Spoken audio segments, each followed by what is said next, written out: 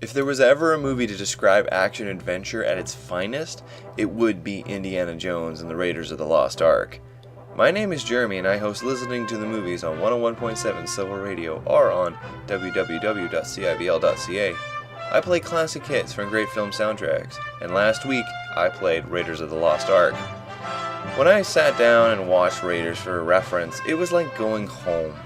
Having not seen the films for quite some time, it was awesome to see things that I hadn't noticed when I was younger, and just to relive the moments of Indy going on his amazing adventures. From the classic punch noises to the swagger of the character, Indiana Jones is an iconic character of film. Indiana Jones and the Raiders of the Lost Ark is about an archaeologist that is tasked by the US government to find the lost Ark of the Covenant before the Nazis do and return it to America. Along the way, he encounters an old flame from the past named Marion, and the two bond once again despite the hurtful state that Indy left her in before. They travel to Cairo and uncover the Ark.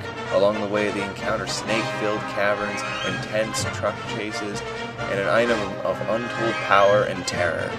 Harrison Ford adds great flair of intrigue and depth to the character, along with some great humor, either from his fear of snakes to his lack of planning when it came to taking the truck back that was holding the Ark. In a sense, Indiana Jones is a bit like Han Solo, and also, Han Solo is a little bit like Indiana.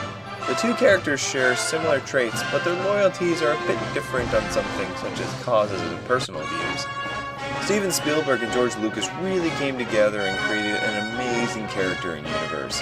For the next two films, they would take the character further and create some of the best films ever made. As for the fourth one, well, let's not talk about that.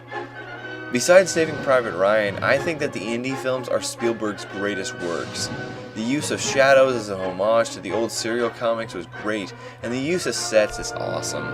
Something you truly don't see as much anymore is the use of actual sets and locations, something that Indy 4 failed miserably on.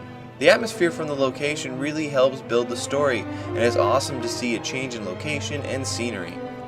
John Williams supplies an amazing score, from a classic theme song to a very creepy and eerie pieces of music that are used especially in the map room. He uses simple notes and chords and is able to create some great music. There are moments when you can even hear a little bit of Star Wars going on, ever so slightly in the background. Ever since I found an Indiana Jones hat in a gas station, I haven't been able to stop whistling that theme song. It's that awesome. I would absolutely, totally, 100% recommend this to anyone who wants to see what a good movies used to be.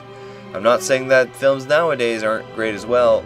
I'm just saying that if you wanted to see a great example of cinematic entertainment from the 80s, watch Raiders. It is amazing. If you guys want to catch a recording from the show, it was a great show, great music, click the first link on the description. If you want to catch up on what I'm going to play next, click the second link for the Facebook page. Thanks for watching, guys.